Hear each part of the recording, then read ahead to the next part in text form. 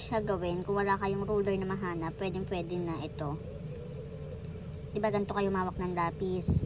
Tapos, itong middle finger nyo yung magiging kalso. Tapos, ito naman yung thumb at saka yung hintuturo nyo yung mag-a-adjust kung gaano kalayo or kalapit siya dun sa papel, or kung gaano kalaki or kaliit yung border nyo.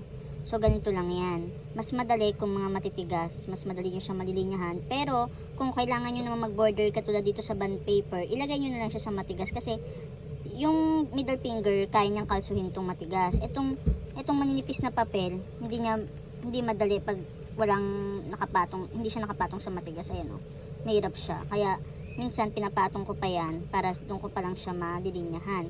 So, ganito yon. Sa paghawak nyo ng ganito, itong middle finger nyo, ikalso nyo na siya dito. Tapos, ito ng dalawang yung thumb at saka yung tuturo nyo, siya yung mag-a-adjust kung gaano kalayo or kalapit.